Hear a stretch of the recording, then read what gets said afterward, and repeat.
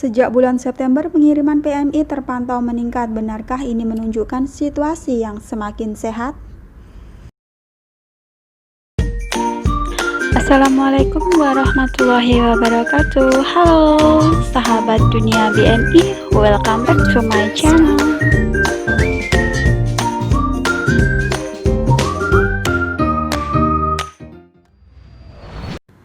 Tren peningkatan jumlah pengiriman pekerja migran Indonesia atau PMI yang terjadi pada bulan September 2020 tidak serta-merta dapat dinilai sebagai kabar gembira.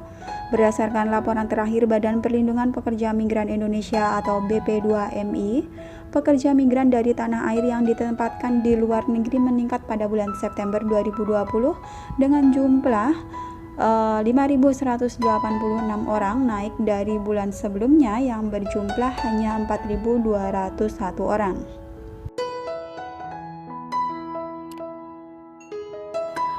Menurut Direktur Eksekutif Migrancare Anis Hidayah, tren pengiriman PMI di tengah kondisi pandemi merupakan hal yang bersifat dilematis. Pasalnya, peningkatan yang terjadi dilatar belakangi oleh situasi tanpa pilihan para pekerja migran, sehingga mau tidak mau harus menempuh resiko dengan bekerja di luar negeri. Di dalam negeri sendiri, jumlah orang kehilangan pekerjaan jutaan. Jadi, masyarakat Indonesia di dalam posisi ini tidak banyak pilihan. Sementara itu, dari dulu menjadi pekerja migran adalah pilihan yang terpaksa, kata Anis yang dikutip dari Business Daily pada hari Rabu, 4 November 2020. Ya, begitulah guys, menjadi PMI bukan pilihan yang mudah ya. Ini sangat sulit sekali. Dan mau tidak mau, karena ini juga termasuk keadaan yang memaksa, jadinya hanya modal tekad yang kuat gitu aja. Mereka harus rela meninggalkan keluarganya, orang tuanya, anaknya, suami atau istrinya, dan orang-orang tercinta yang ada di dekatnya. Biasanya mereka harus keluar negeri bekerja tidak hanya 1 bulan ataupun 2 bulan, tapi kontrak mereka 1 tahun, 2 tahun, 3 tahun, dan ada juga yang lebih. Dan yang pasti yang ada di benak para PMI ini, mereka rela bekerja jauh ke luar negeri. Yang mereka inginkan hanyalah untuk masa depan dan kebahagiaan yang indah untuk keluarga dan orang-orang yang dia cintai. Jika semakin stabilnya kondisi ini, diharapkan pemerintah tidak melakukan upaya kapitalisasi di tengah kondisi tersebut, meskipun di sisi lain ada upaya yang perlu dilakukan untuk meningkatkan pemasukan via remitansi yang anjlok selama 2 kuartal pertama di tahun 2020. Sebelumnya, Bank Indonesia atau BI melaporkan penurunan remitansi tenaga kerja Indonesia atau TKI selama 2 kuartal berturut-turut yang dinilai terjadi karena belum pastinya nasib pekerja migran Indonesia yang harus kehilangan pendapatan akibat pandemi COVID-19. Data Statistik Ekonomi dan Keuangan Indonesia, Bank Indonesia, menunjukkan remitansi TKI pada kuartal 11 2020 senilai 2,2 miliar US dollar, turun dari kuartal sebelumnya yakni 2,6 miliar US dollar. Remitansi TKI pada kuartal pertama dan kedua tahun ini juga lebih kecil dibandingkan dengan periode yang sama di tahun sebelumnya. Selain itu, pemerintah dinilai masih sulit dalam hal memberikan jaminan atau hak-hak pekerja migran dari Indonesia, terutama masalah gaji karena seluruh dunia sedang mengalami kebangkrutan hampir di semua sektor. Anis menambahkan, pengiriman PMI pada masa pandemi jangan berpotensi meningkatkan perlakuan abusif terhadap PMI yang disebabkan oleh stigma buruknya penanganan COVID-19 di tanah air. Jadi abusif itu merupakan tindak kekerasan ya guys, baik secara fisik ataupun emosional dan lain-lainnya. Berdoa aja guys, semoga pandemi ini segera membaik dan keadaan normal kembali sehingga teman-teman yang ingin bekerja ke luar negeri bisa lancar prosesnya.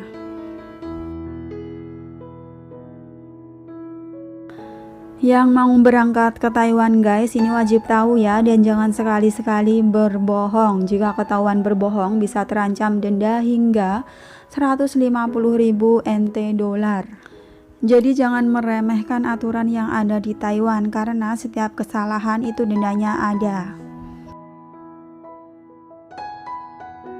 Dilansir dari liputan BMI pada tanggal 4 November 2020, Pusat Komando Epidemi Sentral atau CECC mengumumkan bahwa mulai tanggal 9 November 2020, penumpang yang pernah memiliki gejala dalam kurun waktu 14 hari terakhir harus menjalani proses pemeriksaan lebih ketat.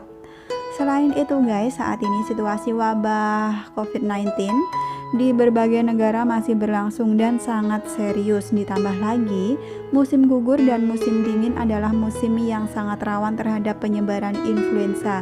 Jadi ini musimnya di Taiwan lagi musim pancaroba. Oleh karena itu, pemerintah memutuskan untuk memperketat proses melewati imigrasi bagi orang yang kembali dari luar negeri. Setiap orang yang memiliki gejala akan diminta untuk melakukan 2 kali pemeriksaan asam nukleat. Apabila hasilnya negatif, maka orang tersebut akan diperbolehkan untuk melanjutkan karantina di hotel ataupun lokasi yang sudah ditunjuk atau melakukan karantina mandiri di rumah. Dikutip dari Taiwan Today pada tanggal 5 November, beberapa proses pemeriksaan yang harus dilakukan antara lain sebagai berikut.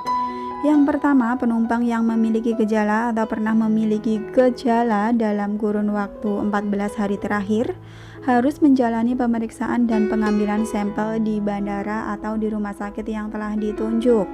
Kemudian menunggu di tempat yang telah disediakan hingga hasil pemeriksaan keluar.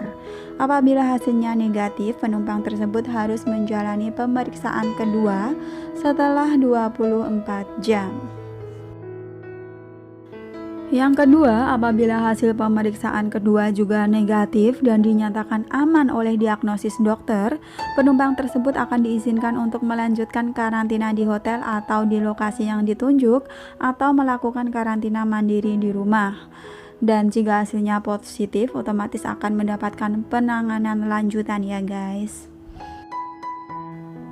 CECC kembali menghimbau kepada masyarakat bahwa semua penumpang harus menyelesaikan pengajuan izin masuk secara online melalui ponsel sebelum naik ke pesawat.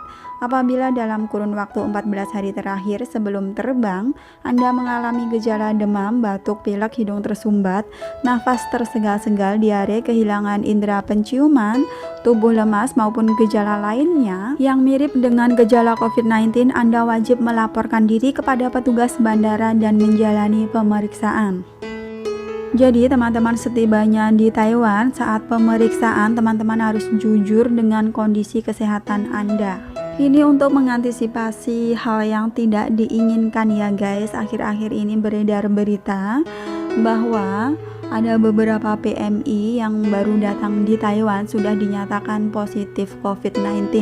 Padahal saat mau terbang dari Indonesia itu sudah membawa hasil tes PCR dengan surat negatif COVID ya guys. Tapi sesampainya di Taiwan, saat diperiksa mereka dinyatakan positif.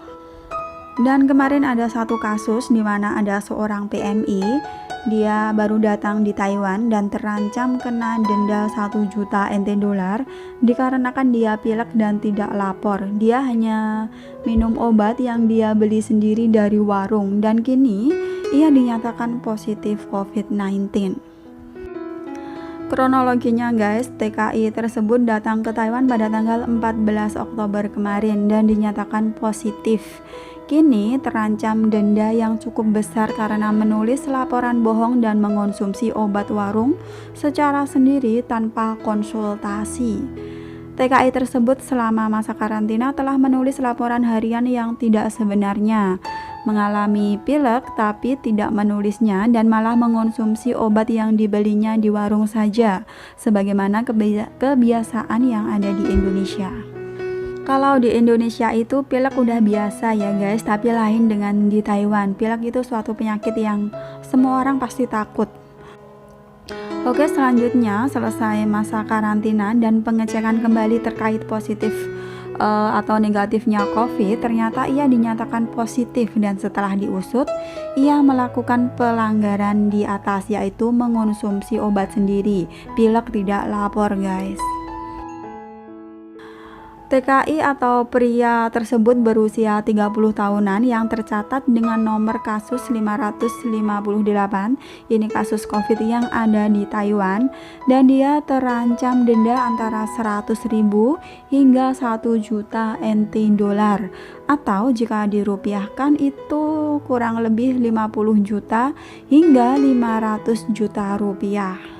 Jumlah denda yang dibebankan tergantung penyelidikan. Jika pelanggarannya nyata dan mengakibatkan dampak serius, maka denda maksimal adalah 1 juta NT dolar. Sebelumnya TKI ini juga sebelum datang ke Taiwan itu juga telah melakukan tes bebas COVID di Indonesia ya guys, pada tanggal 10 Oktober dan berangkat pada tanggal 14 Oktober. Tapi ternyata sesampainya di Taiwan, setelah menjalani karantina selama 14 hari, dia dinyatakan positif COVID-19.